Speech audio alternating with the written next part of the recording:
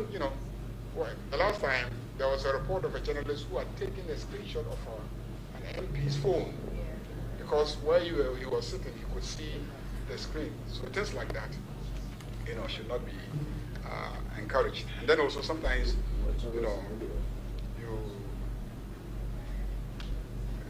you report, and sometimes the MPs complain that you didn't report them accurately, or that you reported them out of context, and then they get a lot of public bashing, because of the way that they were reported. So all those are issues that we want you to look at. So the training will help address those issues. Certificate of agency, yes. As for the certificate of agency, like I said, go and just do the analysis. You'll find out that bills that are being taken under certificate of agency most likely are bills that have already been introduced, have been worked on, withdrawn, and then are being reintroduced. And the certificate of agency doesn't mean that we should not debate the bill. Please, understand this. Taking a bill through certificate of agency does not mean that you should not debate the bill. What it does is it waives and abridges time. That's all that it does. So for instance, we need to advertise the bill for 14 days through Gazette notification. What the certificate of agency does is to waive the 14 days advertisements in the government printer, which is advertisement to the wider public. But that's a bill that has already been advertised. And civil society groups that were interested appeared before the committee and then advanced reasons why some changes should be made. Now those changes have been made to address the concerns of interest groups and civil society. Ordinarily, we should just take it on the floor. But sometimes the amendments can be 200, 300. So you feel that, if we're going to take it on the floor, we'll have to debate 300 clauses. It will waste our time. Since we all agree that these ones need to change, let's take it back, change it, and bring the changed one that we've all agreed on. So because we have all agreed on it, that is why you don't see the debate on the floor. It's not that people are not interested in it. No, that's because we have agreed on the changes, and you have incorporated the changes, and then we have brought it back. So once the minority has agreed at committee on the changes, and the minister has gone to change and incorporated it and brought it, what else do they have to say again? So you find out that invariably they have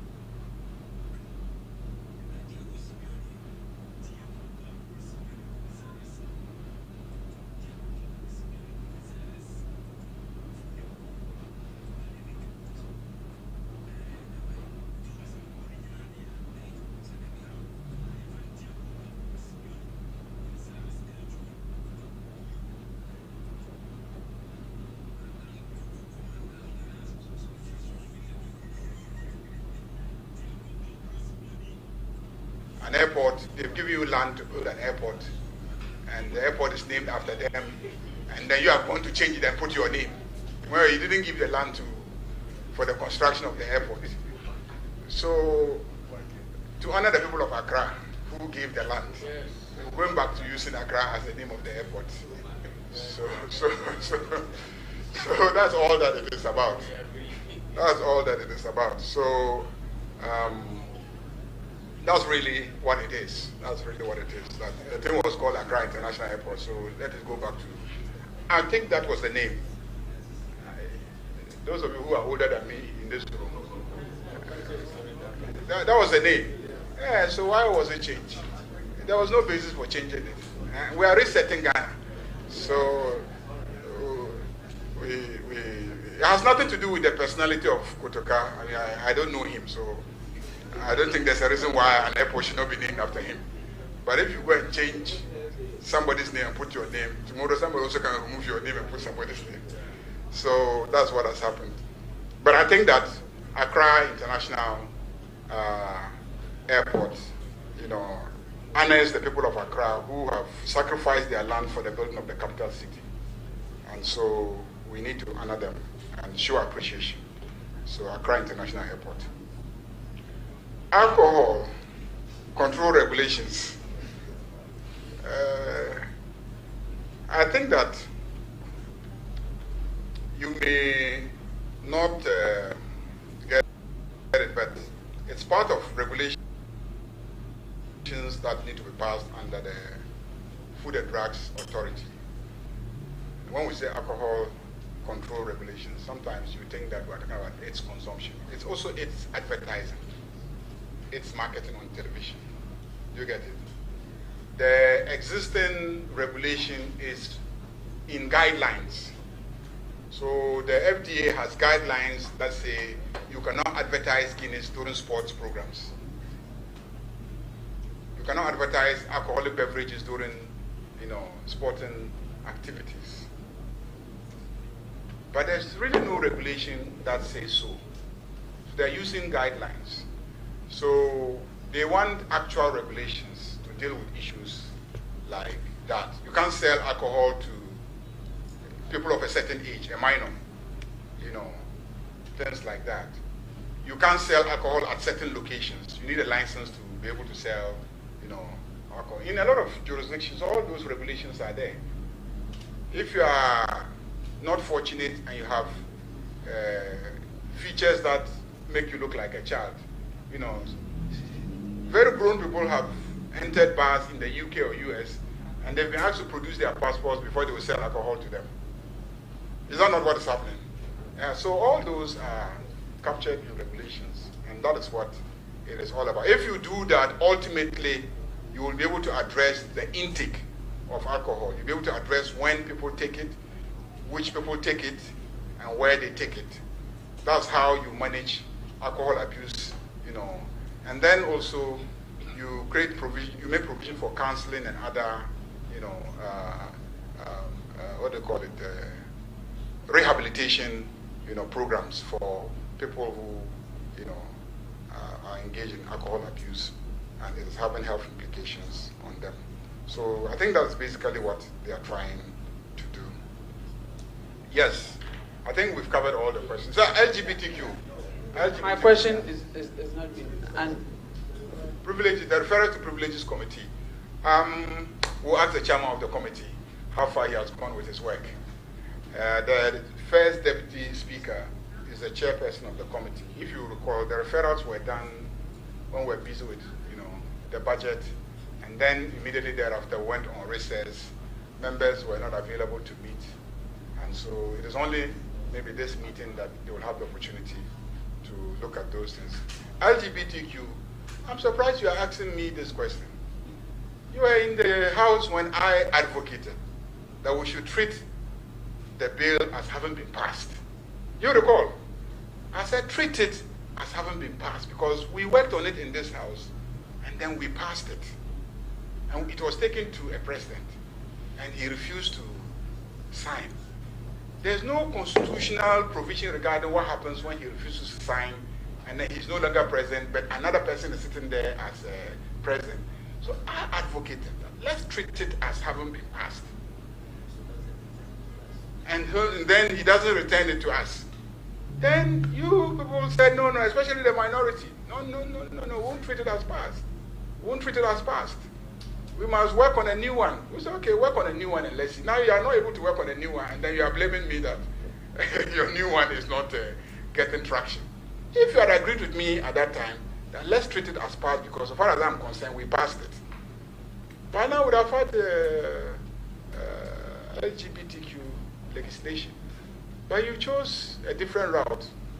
Now, I don't determine, what business is given priority in the House. It's me and the Speaker and leadership. So when you don't raise those issues at the right forum. Yeah, so those issues, I think that so far as I'm concerned, our side has always been committed to the bill being passed. The President has expressed his readiness to sign it any time that it is passed. He's raised a few issues which actually relates to media freedom, if you recall. Most of the concerns that the President raised had to do with just media freedom, because there are some provisions that tend to appear to, limit journalists and then make journalists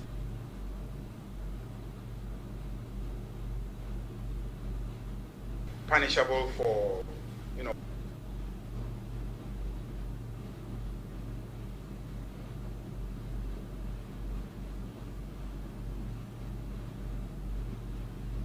publishing certain things. And that was the concern of the President.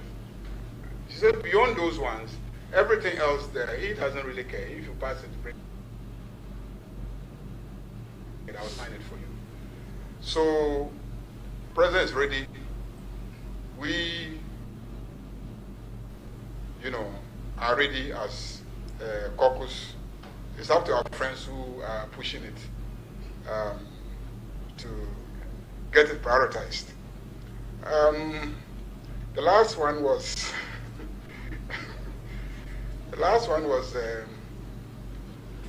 a statement made that when I'm not in the chamber, my side, has difficulty debating. That's also not true. I think that a lot of the time they are pushing things, especially my chief whip, and I'm just sitting there and supporting where I need to. I only come in most of the time when I really think that there's a need to come in and then push the side. But most of the time, it's actually the MPs, the committee chairperson, and their ministers, and then committee members pushing their legislation through.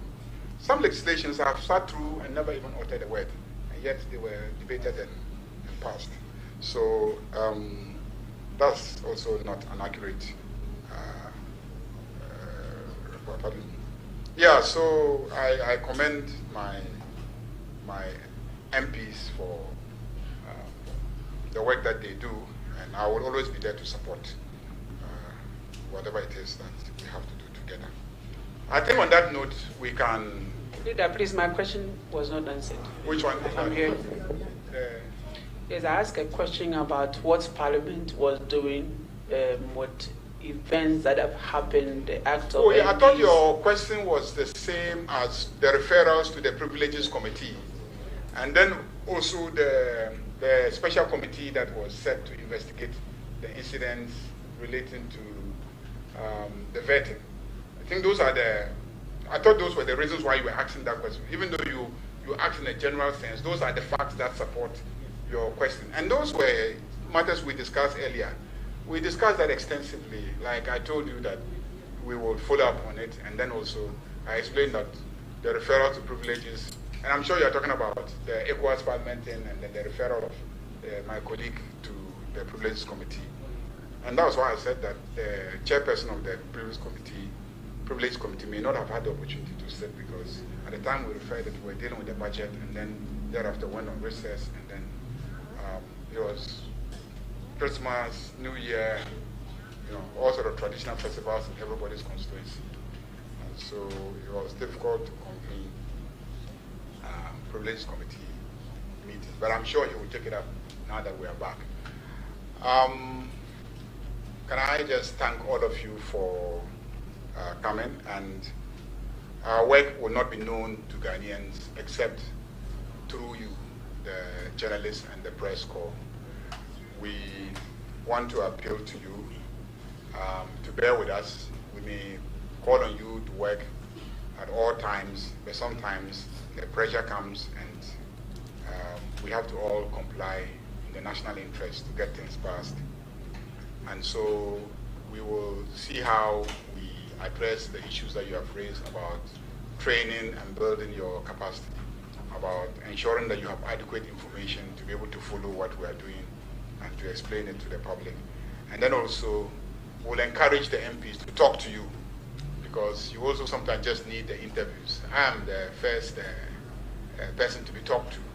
I tend to be quite reluctant with granting interviews. When I said that, I saw a few journalists looking at me and said, but you want to ask you for interview.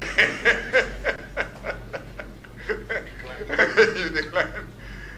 I only talk when I have to, because as a former information minister, I also know that too much talking can run into trouble. Too much talking can run into trouble. So as much as possible, unless I have to, I don't talk. You can come to me 100 times. I will find a way of goodbying you 100 times without an interview. Because, you don't want to be talking all the time. So I can see one of you is even flashing me now to remind me of an interview. I can see it, somebody from Joy. Anyway, Joy, I haven't seen it.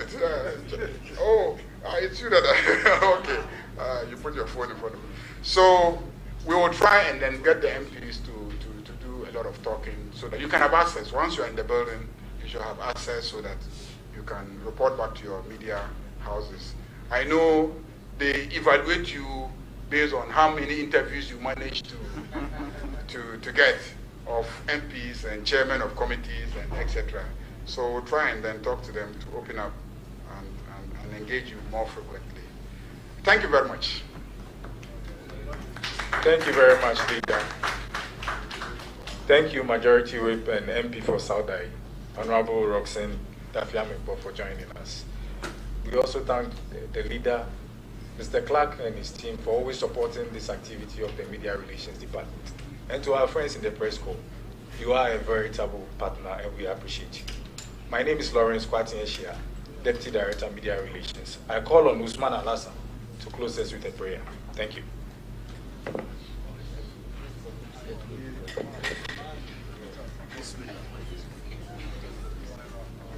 سبحانك اللهم وبحمدك أشهد أن لا إله إلا أنت أستغفرك وأتوب إليك سبحان ربك رب العزة عما يصفون والسلام على المرسلين والحمد لله رب العالمين.